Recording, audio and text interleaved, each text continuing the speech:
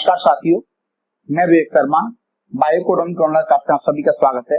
साथियों, हम लोगों का टॉपिक चल रहा था पारिस्थितिकी। पारिस्थितिकी में लास्ट क्लास में हम लोगों ने बात की थी जनसंख्या के लक्षणों के बारे में।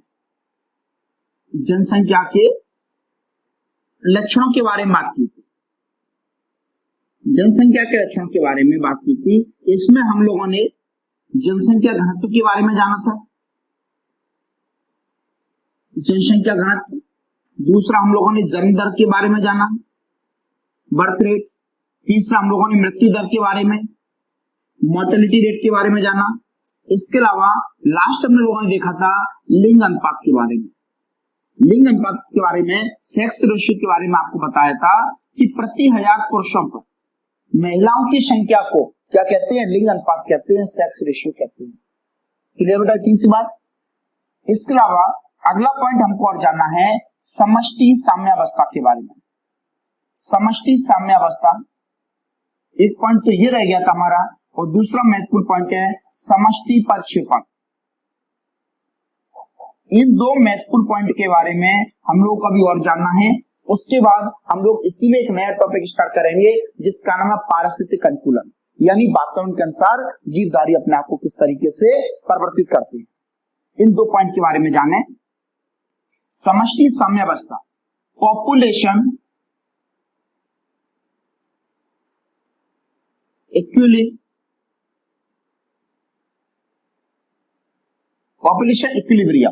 पॉपुलेशन इक्विलिब्रियम कहते हैं। क्लियर? तीसरी बात।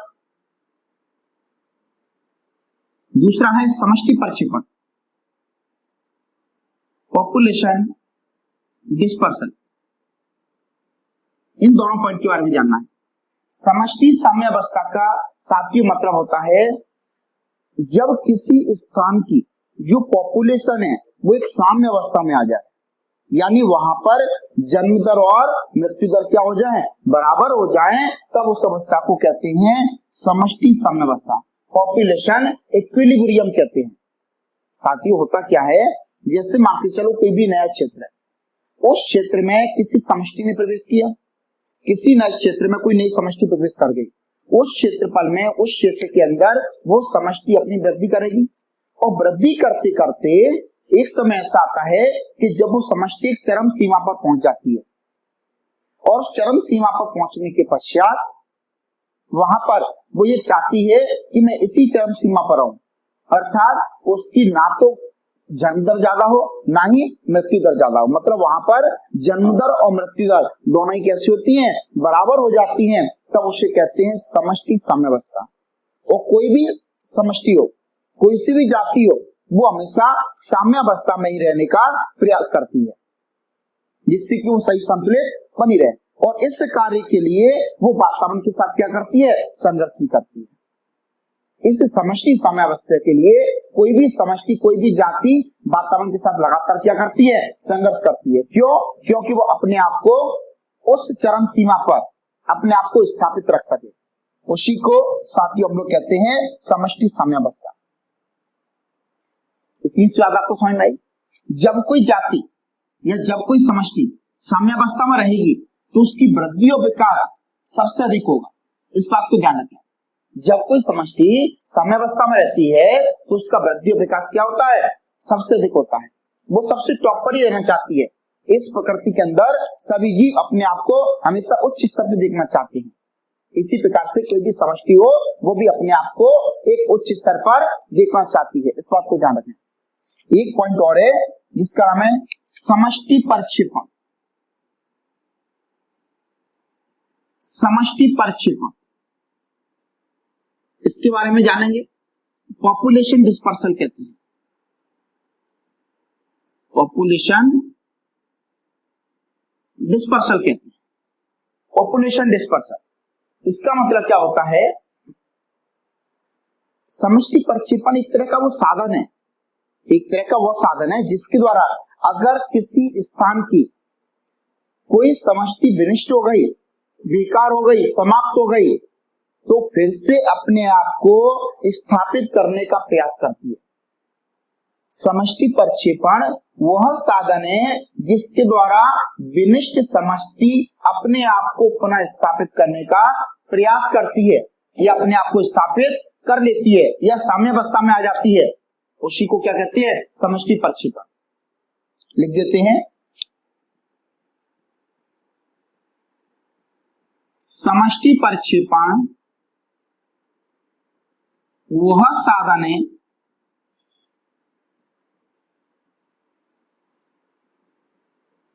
जिसके द्वारा विनिष्ट समष्टि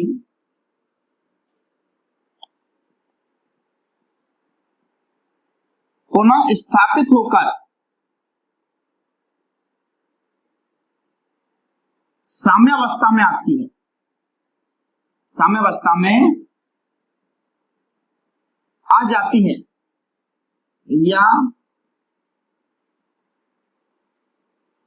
आने का प्रयास करती है, आने का प्रयास करती है। उसी को साथ ही हम लोग क्या कहते हैं? समष्टि प्रक्षेपण कहते हैं। ठीक है, कोई समष्टि बेकार हो गई, मान के चलता, मान के कोई भी जीव है, अगर उस जीव को कोई नुकसान हो गया तो क्या वो जीव कभी नहीं चाहेगा कि मैं फिर से पुनः वैसे ही हो जाऊं? चाहेगा कि नहीं? अगर हमको कोई नुकसान हो गया, हमारी कोई क्षति हो गई, तो हम भी तो ये चाहते हैं कि हम पुनः वैसे हो जाएं। इसी प्रकार से हमारे वातावरण के अंदर अगर कोई समष्टि है, अगर उसको नुकसान हो गया, वो बेकार हो चुकी है किसी कारण से, कोई भी भौगोलिक परिस्थिति ऐसी रही हो, या किसी मनुष्य के द्वारा कोई समष्टि बेकार हो गई, तो समष्टि ये चाहेगी कि धीरे धीरे मैं फिर से कैसे आ जाऊं? साम्य अवस्था में आ जाऊं, मैं अपने आप को पुनः स्थापित कर लूं। उसी को हम लोग क्या कहते हैं? समष्टि प्रक्षेपण। और समष्टि प्रक्षेपण के लिए, है ना बेटा, मेन 3 काम होते हैं। मेन कितने काम होते हैं? 3 काम होते हैं, जिसमें से एक होता है अप्रवास। समष्टि प्रक्षेपण निम्न 3 तरीके से होता है। पहला कौन सा होता है? अप्रवास, या इसी का नाम है अप्रवासन। अप्रवासन, ई माइग्रेशन कहते हैं। क्या कहते हैं साथियों? से ये माइग्रेशन कहते हैं। दूसरा होता है उत्प्रवासन। दूसरा कौन सा होता है? उत्प्रवासन होता है, इसे ई माइग्रेशन कहते हैं। क्या कहते हैं साथियों? से ई माइग्रेशन कहते हैं। और तीसरा होता है प्रवासन। प्रवासन को बोला जाता है माइग्रेशन। ये वो 3 तरीके हैं जिनके द्वारा से अगर कोई समष्टि विशिष्ट हो जाती है तो फिर से वो साम्य अवस्था में आ जाती है, या आने का क्या करती है? प्रयास करती है। अब देखो, अप्रवास या अप्रवासन का मतलब क्या होता है? इसका मतलब होता है जीवों का बाहर से किसी समष्टि में आना। इसका मतलब क्या है? जीवों का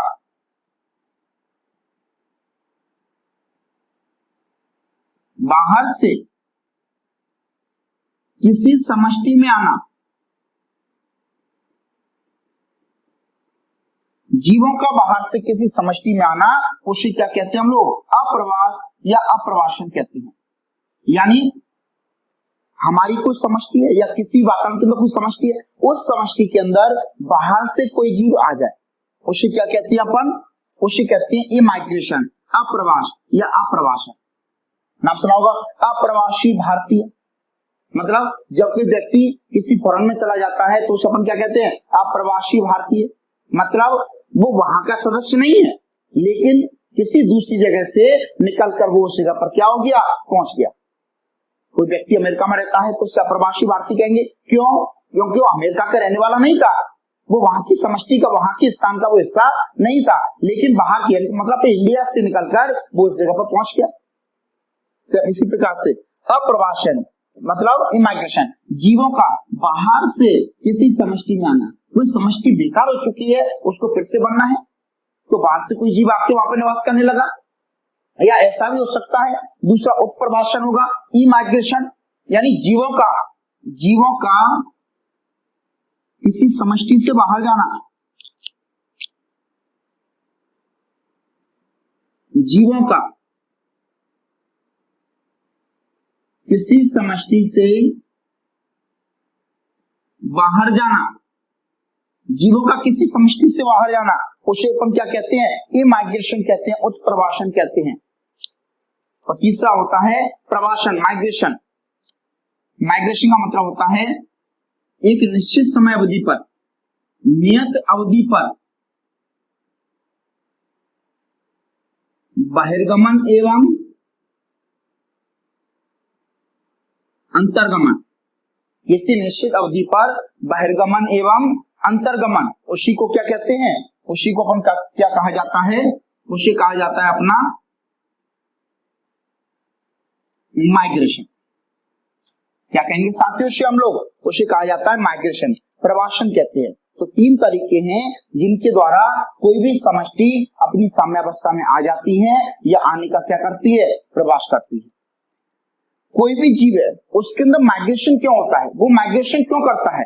ध्यान रखना है, कोई भी जीव माइग्रेशन इसलिए करता है, यानी किसी निश्चित अवधि पर बाहर जाना और अंदर आना। ऐसा क्यों करता है? वो इसलिए करता है कि जिससे उसकी शत्रुओं से रक्षा हो सके, शत्रुओं से उसकी क्या हो सके? रक्षा हो सके। वो भीड़ से बच सके। कहीं पर भीड़ ज्यादा है तो वहां से निकलना चाहता है, कहीं पर भीड़ ज्यादा है तो वहां से निकलना चाहता है। अगर उसको कहीं से शत्रुओं का खतरा है तो उस खतरे से बचने के लिए वो आवागमन करता है। इसके अलावा भोजन की उपलब्धता के लिए, भोजन की उपलब्धता के लिए भी जीवों में क्या होता है? माइग्रेशन होता है। और सबसे महत्वपूर्ण माइग्रेशन का मेन उद्देश्य होता है, अगर मान के चलो कोई भी जीव है, उसको प्रजनन करने के लिए कोई एक विशेष स्थान चाहिए, एक विशेष वातावरणीय परिस्थिति चाहिए, तो प्रजनन के लिए विशेष वातावरणीय परिस्थिति के लिए है ना, वो जीव क्या करता है? अपना माइग्रेशन करता है। एक निश्चित समय अवधि के लिए वो वहां से दूसरे स्थान पर जाएगा और दूसरे स्थान पर किसी नए स्थान पर आता है। तो साथियों, भीड़ से बचने के लिए, शत्रुओं से सुरक्षा के लिए, अपने भोजन की उपलब्धता के लिए और इसके अलावा प्रजनन करने के लिए, जीव प्रजनन करने के लिए क्या करते हैं? माइग्रेशन करते हैं। मान के चलो किसी जीव को प्रजनन के लिए पानी की आवश्यकता है। जब उसको प्रजनन नहीं करना है तो सामान्य अवस्था में भी रह सकता है, लेकिन अगर उस जीव को प्रजनन करना है तो उसको पानी के अंदर जाना ही पड़ेगा, यानी इसको क्या करना पड़ेगा? माइग्रेशन करना पड़ेगा। एक निश्चित समय अवधि के लिए वो वहां पानी के अंदर जाएगा, उसका लौट के फिर से वापस आ जाएगा। ये तो अपने लिखा नियत अवधि के लिए बहिर्गमन एवं अंतर्गमन करना, उसी को अपन क्या कहते हैं? प्रवासन कहते हैं, माइग्रेशन कहते हैं। ये हमारे वातावरण के अंदर जो समष्टि है, जो पॉपुलेशन, जो जनसंख्या है, जो निवास करते हैं, इनके कुछ महत्वपूर्ण लक्षणों के बारे में हमने बात की। इन सारी बातों को आप लोग ध्यान रखें, यहां से एग्जाम के अंदर महत्वपूर्ण प्रश्न पूछे जाते हैं। अब साथियों हम लोग बात करेंगे यहां से पारिस्थितिक अनुकूलन के बारे में, कि पारिस्थितिक अनुकूलन क्या होता है, जीवधारी अपने आप को किस प्रकार से अनुकूलित कर लेते हैं।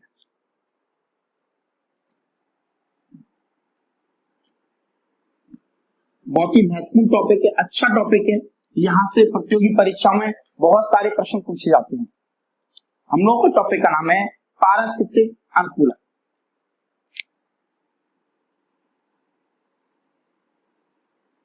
पारिस्थितिकी अनुकूलन, इकोलॉजिकल अडेप्टेशन, इसी टॉपिक के बारे में हम लोग चर्चा करेंगे। बहुत ही इंपोर्टेंट टॉपिक है। कोई सा भी शिक्षक भर्ती का एग्जाम हो, यहां से क्वेश्चन आना ही आना है, 100% क्वेश्चन आना होता है। शिक्षक भर्ती के अलावा जितनी भी प्रतियोगी परीक्षा होती हैं, उनके लिए भी ये टॉपिक बहुत ही महत्वपूर्ण है। 100% यहाँ से प्रश्न पूछे जाते हैं। सीटेट एग्जाम में तो कई बार यहाँ से प्रश्न पूछे जा चुका है। यानी पारिस्थितिकी अनुकूलन, शब्दों पर ध्यान देंगे बेटा। पहले अडेप्टेशन, अनुकूलन का मतलब होता है, अडेप्टेशन का मतलब होता है कोई सी भी वातावरण की परिस्थितियां हो, वातावरण की परिस्थितियों के अनुसार या परिस्थिति के अनुसार अपने आप को परिवर्तित कर लेना, अपने आप को उस वातावरण के अनुरूप ढाल लेना, उसी को क्या कहते हैं? अनुकूलन कहते हैं। वो अनुकूलन शरीर के बाहर का भी हो सकता है और शरीर के अंदर का भी हो सकता है। अनुकूलन तो एक कॉमन शब्द है, अनुकूलन एक कॉमन शब्द है। अनुकूलन का मतलब होता है परिस्थितियों के अनुसार, परिस्थितियों के अनुसार अपने आप को बदल लेना, अपने आप को ढाल लेना, उसी को क्या कहते हैं, अनुकूलन कहते हैं। और यहाँ पर हमारा टॉपिक है इकोलॉजिकल अडेप्टेशन, यानी हमारा जो वातावरण है, हमारी जो पारिस्थितिकी है, उस पारिस्थितिकी के अनुसार जीवों के अंदर जो बदलाव होते हैं उसे हम लोग क्या कहते हैं, इकोलॉजिकल अडेप्टेशन कहते हैं, जो कि प्रत्येक जीवधारी का एक खास लक्षण है। अगर जीवधारियों के अंदर साथियों अनुकूलन नहीं होगा तो वो जीवधारी लंबे समय तक निवास नहीं कर पाएगा, क्योंकि आपको एक बात पढ़ाई थी, डार्विन के द्वारा एक सिद्धांत दिया गया था, जीवन संघर्ष एवं योग्यतम की उत्तरजीविता। जीवन संघर्ष एवं योग्यतम की उत्तरजीविता, इस प्रकृति के अंदर जितने भी जीव होते हैं वो क्या करते हैं, संघर्ष करते हैं। अंतरजातीय संघर्ष होता है, अंतरजातीय संघर्ष होता है और वातावरणीय संघर्ष होता है। क्लियर है? जब कोई भी जीवधारी संघर्ष करता है, जब वातावरण के साथ वो जीव संघर्ष करेगा तो उस जीव के शरीर में बहुत सारे क्या होते हैं, परिवर्तन होते हैं, जीव अपने आप को बदल लेते हैं, उसी को हम लोग कहते हैं पारिस्थितिक अनुकूलन। जैसे आपने देखा होगा कि जो वृक्ष, जो पेड़ पौधे बर्फीले इलाकों में वृद्धि करते हैं वो शंकु के आकार के हो जाते हैं। पक्षियों के जो जबड़े थे वो चोंच में रूपांतरित हो गए। मछलियों के अंदर गिल्स पाए जाते हैं। जो स्थलीय जीव हैं जैसे हम लोग हैं, हमारे अंदर लंग्स होते हैं। ये क्या है, ये अनुकूलन है। ये जीवधारियों ने अपने आप को अनुकूलित किया है, यानी जो जीव जिस वातावरण के अंदर रहता है उस वातावरण के अनुसार अपने आप को परिवर्तित करता है, अपने आप को ढालता है। क्यों? क्योंकि उसे जिंदा रहना है। ये उसके संघर्ष का परिणाम है। अनुकूलन जो होता है वो किसी भी जीवधारी के संघर्ष का परिणाम होता है, और इसी अनुकूलन की वजह से जीवों का विकास भी होता है। अगर अनुकूलन नहीं होगा तो जीवधारियों का विकास भी साथियों नहीं हो पाएगा। तो जीवधारियों के विकास के लिए अनुकूलन का होना बहुत ही आवश्यक प्रक्रिया है। और यहाँ पर हम लोग जो अनुकूलन की बात करेंगे वो वातावरण के अनुसार, हमारी पारिस्थितिकी के अनुसार, कोई भी जीवधारी है, कोई भी समष्टि है, उसकी जो पारिस्थितिकी है वो अपनी पारिस्थितिकी के अनुसार क्या करेगा, अनुकूलन करेगा। और अनुकूलन सभी जीवधारियों का लक्षण है, चाहे वो पौधे हों चाहे जंतु हों, पौधे हों चाहे जंतु हों, अनुकूलन सभी जीवधारियों का क्या होता है, लक्षण होता है। तो साथियों हमको पौधों के अंदर होने वाले अनुकूलन को भी पढ़ना है और जंतुओं के अंदर होने वाले अनुकूलन के बारे में भी जानना है। आज हम लोग स्टार्ट करेंगे पौधों के अंदर होने वाले अनुकूलन। साथियों अनुकूलन का मतलब क्या है, पारिस्थितिकी अनुकूलन। इसका मतलब मैंने आपको क्या बताया, इसका मतलब होता है पारिस्थितिकी अनुकूलन का मतलब क्या होता है, जीवधारियों की, सिंपल भाषा में लिखेंगे, जीवधारियों की संरचना तथा कार्यों में होने वाले परिवर्तनों को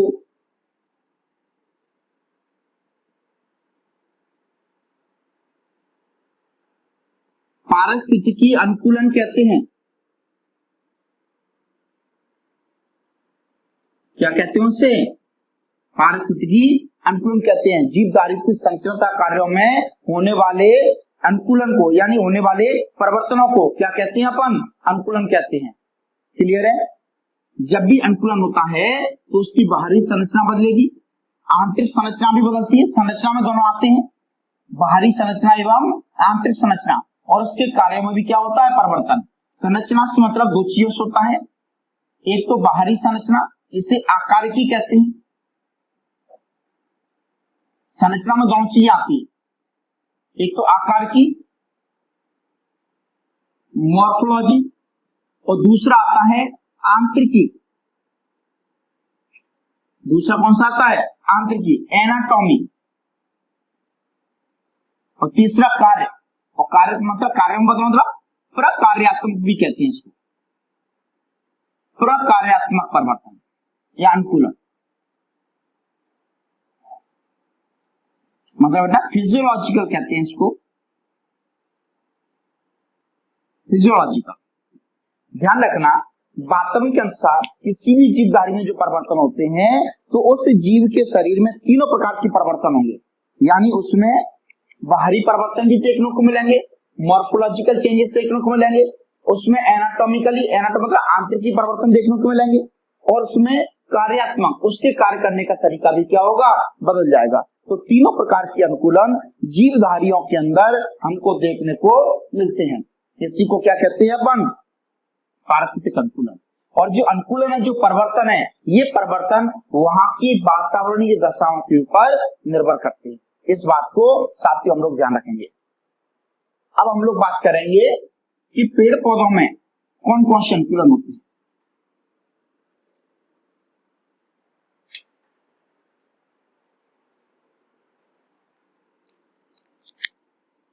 पौधों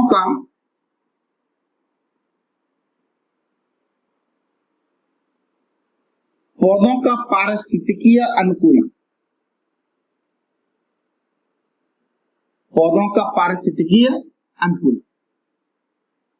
बेटा पौधों के अंदर जो अनुकूलन होता है, पौधों के अंदर जो अनुकूलन होता है, उस अनुकूलन के बेस पर पौधों को अलग अलग कैटेगरी में डिवाइड किया गया है। पौधों को अलग अलग कैटेगरी के अंदर डिवाइड किया गया है। इस बात को हम लोग थोड़ा सा ध्यान रखेंगे। ठीक है, तीसरी बात, एक साइंटिस्ट है जिनका नाम है सिम्पर। साइंटिस्ट का नाम क्या है, सिम्पर। 1903 में साइंटिस्ट का नाम है सिम्पर। इन्होंने पौधों की 3 कैटेगरी बनाई थी। पौधों की 3 कैटेगरी बनाई थी। पहली जो कैटेगरी थी उसका नाम है स्थलीय पौधे। कौन से पौधे हैं, स्थलीय पौधे हैं, टेरेस्ट्रियल प्लांट है।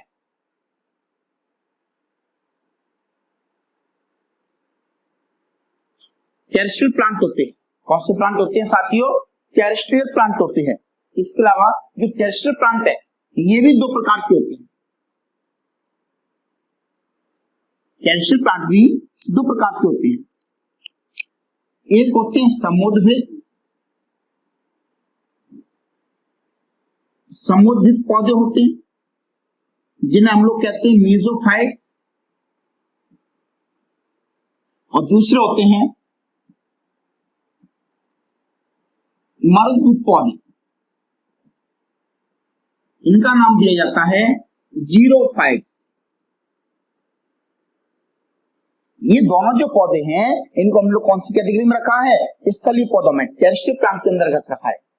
दूसरे जो पौधे हैं इनको नाम दिया जाता है जलीय पौधे। दूसरे पौधे कौन से हैं,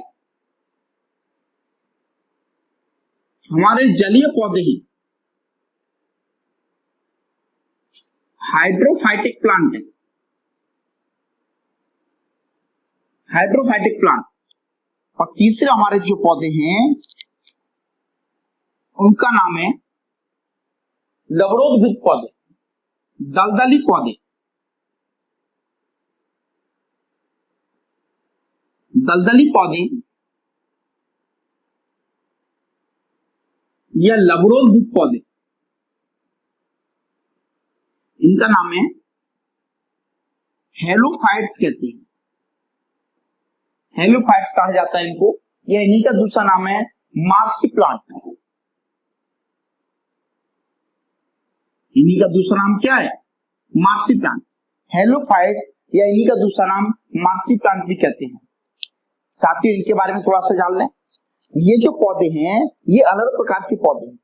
ये पौधे अनुकूलन के आधार पर है। जो पौधे जिस प्रकार की वातावरणीय परिस्थिति में रहते हैं वो उनके अंदर उस हिसाब से क्या आते परिवर्तन। समुद्रभित पौधे, मीजोफाइट।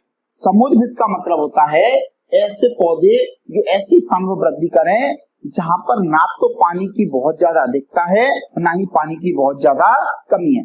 ऐसे स्थानों पर उगने वाले पौधों को कहा जाता है समुद्रभित पौधे। क्लियर थी इस बात, यानी ऐसे पौधे जहां पर ना तो पानी की बहुत ज्यादा अधिकता है ना ही पानी की बहुत अधिक कमी है, ऐसे स्थान पर उगने वाले पौधों को कौन सा कहते हैं हम लोग, समुद्रभित पौधे कहते हैं। दूसरा होता है मरुद्भित पौधे, जीरोफाइटिक प्लांट, जीरोफाइट्स कहते हैं। मरु का मतलब होता है मरुस्थलीय स्थान जहां पर पानी की कमी है, इन्हें डेजर्ट प्लांट कहते हैं। यानी ऐसे पौधे जो ऐसे स्थान में वृद्धि करते हैं साथियों जहां पर पानी की कमी है यहाँ पानी की अधिकता नहीं है। इन पौधों में पानी की कमी के अनुसार क्या होते हैं, अनुकूलन होते हैं। उन्हें हम लोग कहते हैं मरुद्भिद पौधे, जीरोफाइटिक प्लांट, जहां पर पानी की कमी है। ठीक है क्या नहीं। तीसरा होता है जलीय पौधे, हाइड्रोफाइटिक प्लांट। हाइड्रो मतलब पानी, फाइटिक मतलब प्लांट। शब्द के अंदर ये सारी बातें लिखी होती है। जैसे मीजो मतलब होता है समान, सम, और फाइट्स मतलब पौधे, यानी जो सम अवस्था, जहां ना तो पानी की कमी है ना पानी की अधिकता है, ऐसे स्थान में वृद्धि करेंगे। जीरो मतलब डेजर्ट, जहां पानी की कमी है, ये ऐसे स्थान में वृद्धि करते हैं जहां पर पानी की क्या होती है, कमी होती है, उन्हें जीरोफाइटिक प्लांट बोलेंगे। हाइड्रो मतलब पानी, फाइटिक मतलब प्लांट, ऐसे पौधे जो ऐसे स्थान में वृद्धि करेंगे जहां पर पानी की कोई भी कमी नहीं होती है, यहाँ पानी पर्याप्त मात्रा में होता है, उसे कहते हैं हाइड्रोफाइटिक प्लांट। तीसरा है दलदली पौधे, लवणोद्भिद पौधे, हेलोफाइट्स, मतलब ऐसे पौधे जो ऐसे स्थान में वृद्धि करें जहां पर लवणों की मात्रा अधिक है, जहां पर खनिज लवणों की मात्रा अधिक होती है, उसे अपन क्या कहते हैं, दलदली पौधे कहते हैं, लवणोद्भिद पौधे कहते हैं। इस बात को साथियों हम लोग ध्यान रखेंगे। अगली जो क्लास है बेटा हमारी, वो पूरी इन्हीं के पर डिपेंड है। आज हम लोग बात करेंगे जलीय पौधों में, जलीय पौधों में कौन कौन से अनुकूलन होते हैं, इसके बारे में बात करेंगे। फिर साथियों उसी के बाद हम लोग बात करेंगे मरुद्भिद पौधे की और दलदली पौधों की। इनके अंदर जो अनुकूलन है, वहां से आप लोगों के एग्जाम के अंदर 100% प्रश्न आना है, इस बात को ध्यान रखें। इसलिए सारी बातों को ध्यान से पढ़ना है। जलीय पौधों के अंदर कौन कौन से अनुकूलन होते हैं।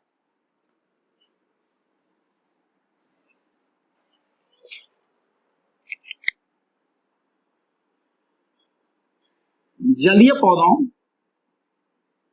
इसका आंसर बेटा क्या से है, जलोदभिद, हाइड्रोफाइटिक पौधों में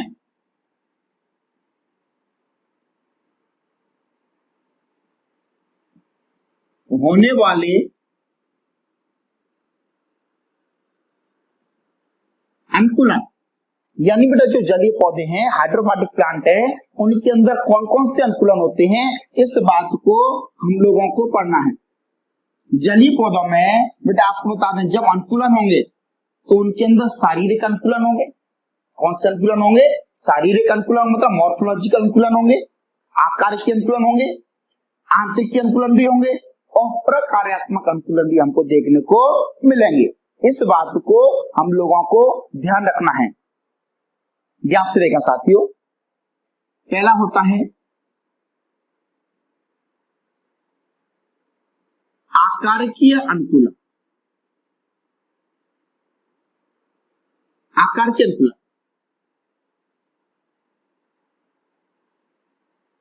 मॉर्फोलॉजिकल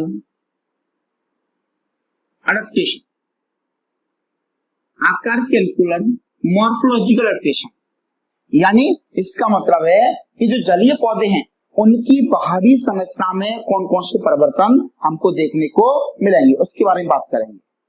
साथियों इसको रटना नहीं है, ध्यान से समझें, आपको सारी चीजें याद हो जाएंगी। जब कोई पौधा पानी के अंदर वृद्धि करता है, जब कोई पौधा पानी के अंदर वृद्धि करेगा तो उसके शरीर में कौन कौन से परिवर्तन हमको देखने को मिलेंगे, इस बात को ध्यान रखना है। पौधे के अंदर जड़, तना, पत्ती सारी चीजें होती हैं।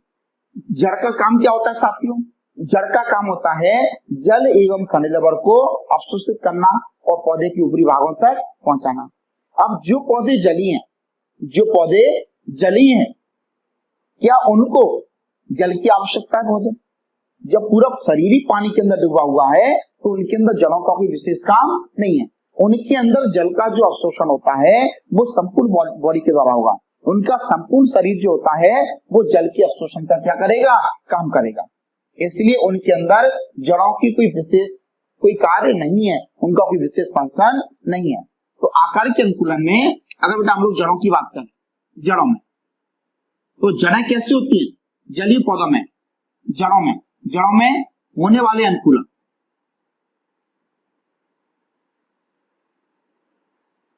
जड़ों में होने वाले अनुकूलन की जड़ों के अंदर कौन कौन से अनुकूलन देखने को मिलेंगे। तो जड़ों में जड़ें कैसी होती हैं, जड़ें या तो अनुपस्थित होती हैं या अल्प विकसित होती है। जड़ें या तो इनके अंदर अनुपस्थित होंगी या साथ ही इनके अंदर जड़ें कैसी होंगी, अल्प विकसित होती है, यानी इनके अंदर जड़ें बहुत अधिक विकसित नहीं होती हैं, क्योंकि जड़ों का कोई महत्वपूर्ण कार्य, जड़ों का कोई महत्वपूर्ण कार्य नहीं होता,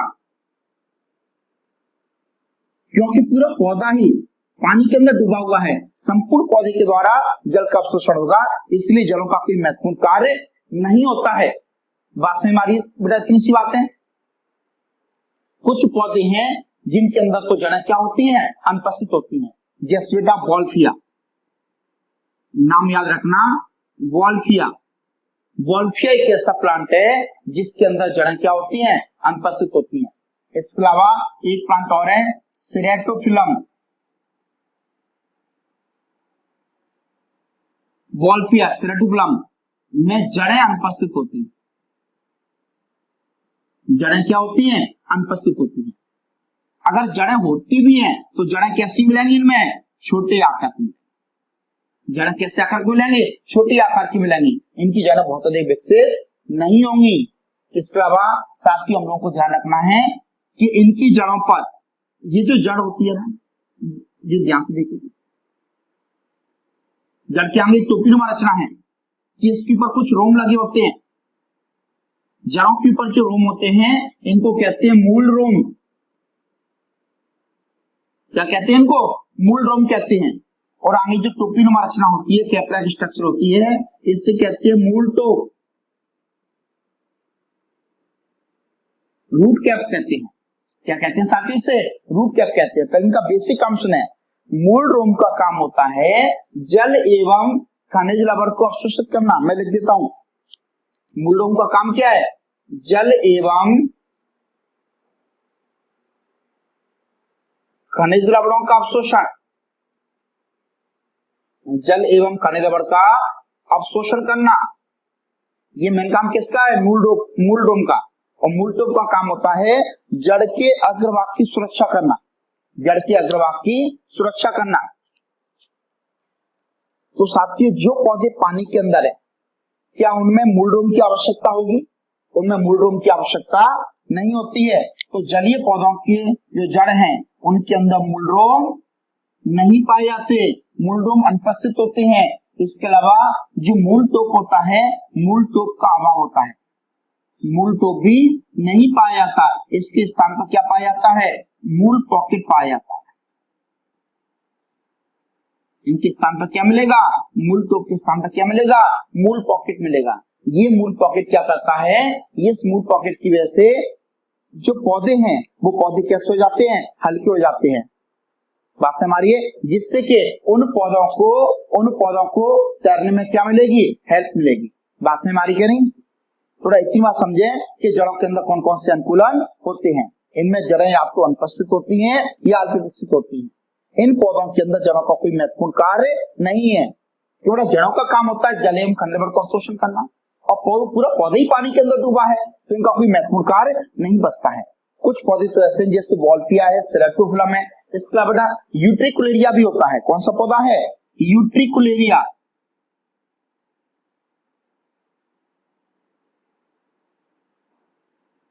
यूट्रिकुलेरिया, इन पौधों के अंदर तो जड़ें पाई ही नहीं जाती, इन पौधों के अंदर जड़ें नहीं पाई जाती हैं। वॉल्फिया, सेरेटोफिलम, यूट्रिकुलेरिया, इनके अंदर जड़ें एब्सेंट है। जड़ें होती भी हैं तो बहुत छोटी होती हैं। इनमें मूल रोम का अभाव होता है। छोटी मतलब अपस्थानिक जड़। छोटी का मतलब कौन सी जड़ें होती हैं, अपस्थानिक जड़ें।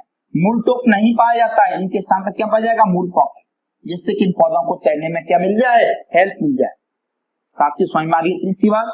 ये जलीय पौधों के अंदर होने वाले कौन से अनुकूलन थे, आकार की में भी कौन से, जड़ों के अंदर होने वाले अनुकूलन। साथियों अभी हम लोगों को तने के अंदर और पत्ती के अंदर होने वाले अनुकूलन को और देखना है, उसके बाद फिर हम लोग आगे बढ़ेंगे।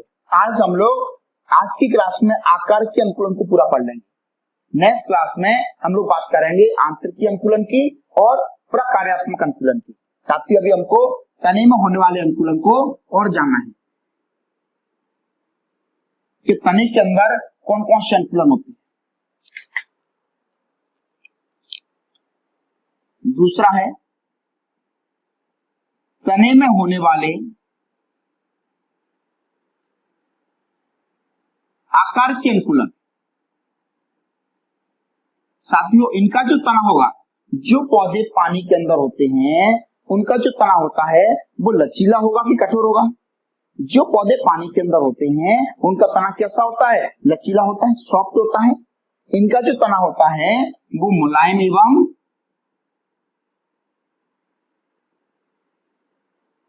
लचीला होता है। जलीय पौधों का तना कैसा होता है, मुलायम एवं लचीला होता है, पतला होता है। क्लियर है। इनका जो तना है, तने में वायु ऊतक अधिक पाए जाते हैं। वायु ऊतक क्या होते हैं, अधिक पाए जाते हैं, जिससे इनको तैरने में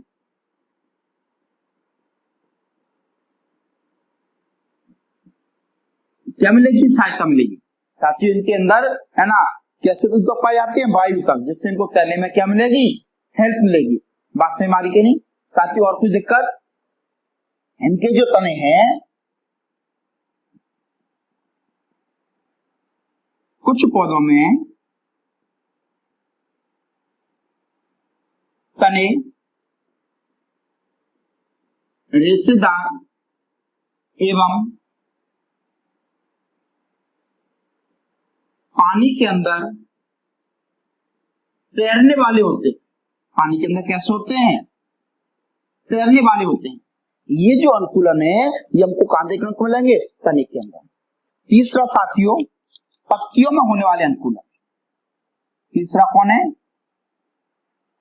पत्तियों में होने वाले अनुकूलन। पत्तियों में हमको कौन कौन से अनुकूलन देखने को मिलेंगे। इनकी जो पत्तियां होती हैं, इनकी पत्तियां कैसी होंगी, पत्तियां चौड़ी होती हैं। पत्तियां साथी कैसी होती हैं, इनकी पत्तियां चौड़ी होती हैं। बात से हमारी के नहीं। और चिकनी होती हैं, क्योंकि इनकी ऊपरी सतह पर कुछ चिकने पदार्थ लगे होते हैं। पत्तियां जो होती हैं वो चौड़ी होती हैं, जिससे कि पौधे को, जलीय पौधे को पानी की सतह पर तैरने में क्या मिल सके, सहायता मिल सके। अगर इन सारे पॉइंट को आपने एक बार अच्छे समझ लिया तो इनको रटना नहीं है। जलीय पौधे आप लोगों ने देखे होंगे, उन्हीं जलीय पौधों के अंदर होने वाले अनुकूलन के बारे में हम लोग क्या कर रहे हैं, चर्चा कर रहे हैं। क्लियर है साथियों। तीसरी बात, तो इनकी पत्तियां कैसी होती है, चौड़ी होती हैं। क्यों होती है, जिससे कि पानी की सतह पर तैरती रहे, पौधे को तैरने में क्या मिल जाए, सहायता मिल जाए। इनकी पत्तियां कैसी होती है, चिकनी होती है। इनकी पत्ती की सतह पर छोटी छोटी म्यूसिलेजिनस कुछ मटेरियल निकलते हैं, जिसकी वजह से इनको तैरने में क्या मिलती है, हेल्प मिलती है। इसके अलावा जो जलीय पौधे हैं, इनकी पत्तियों पर स्टोमेटा या तो ऊपरी सतह पर मिलेंगे या अनुपस्थित में, या तो ऊपरी सतह पर या अनुपस्थित। ध्यान रखना, जो प्लावी पौधे होंगे, जो पौधे तैरते रहते हैं, उनकी ऊपर की सतह पर क्या मिलेंगे, स्टोमेटा। नीचे सतह पर स्टोमेटा नहीं होंगे। और जो पौधे जल निमग्न हैं, पानी के अंदर डूबे हैं, उनके ऊपर स्टोमेटा नहीं मिलेंगे। साथियों, क्या बात बोली अपन ने, कि जो प्लावी पौधे हैं उनकी ऊपरी सतह पर स्टोमेटा देखने को मिलेंगे, और जो जल निमग्न पौधे हैं, मतलब जो पौधे पानी के अंदर डूबे रहते हैं, उन पौधों के अंदर स्टोमेटा देखने को नहीं मिलेंगे। बात से हमारी, जैसे पोटेमोजिटॉन जो पौधा है, इस पौधे की जो पौधा है पानी के अंदर डूबा रहता है, इसके ऊपर कोई भी स्टोमेटा देखने को नहीं मिलेंगे। जैसे बॉल्फिया है, प्लावी पौधा, आपने देखा था बॉल्फिया प्लावी पौधा, उसकी ऊपरी सतह पर हमको स्टोमेटा देखने को मिलेंगे। साथियों, आज हम लोगों ने देखा कि जलीय पौधों के अंदर कौन कौन से आकार के अनुकूलन होते हैं। अगली क्लास में साथियों हम लोग बात करेंगे कि जलीय पौधों के अंदर कौन कौन से आंतरिक अनुकूलन होते हैं और प्रकार्यात्मक अनुकूलन होते हैं। अगर आप लोगों को जलीय पौधों के अंदर अनुकूलन समझ में आ जाएंगे, याद हो जाएंगे, तो आप लोगों को मर्दित पौधों के अनुकूलन पढ़ने की आवश्यकता नहीं पड़ेगी। इसके जो अनुकूलन है इनका ठीक अपोजिट कर देना है। तो किसके अनुकूलन हो जाएंगे? मर्द पौधों के अंदर होने वाले अनुकूलन। अगली क्लास तक साथियों हम लोग पौधों के अंदर जितने भी अनुकूलन होते हैं उन सबको कंप्लीट कर लेंगे। उसके बाद हम लोग बात करेंगे जंतुओं के अंदर होने वाले अनुकूलन की। ठीक है साथियों, यहाँ तक की सारी बातों को अच्छे से याद करके रखना है। कोई चीज समझ में नहीं आती है तो आपको कमेंट्स बॉक्स में बताना है। साथियों चैनल को ज्यादा से ज्यादा लोगों तक भेजें, शेयर करें, सब्सक्राइब करें, जिससे कि आपको जितने भी वीडियोस डाले जाते हैं सारे आपको मिल सके, आपके साथी भी उसका फायदा ले सके। अकेले फायदा मत लो, सभी को फायदा दिलवाओ, जिससे बेचारे उनका भी सिलेक्शन हो सके। समझ में आ रही है बेटा बात इतनी सी? ठीक है बेटा, अपन मिलते हैं अगली क्लास में। धन्यवाद।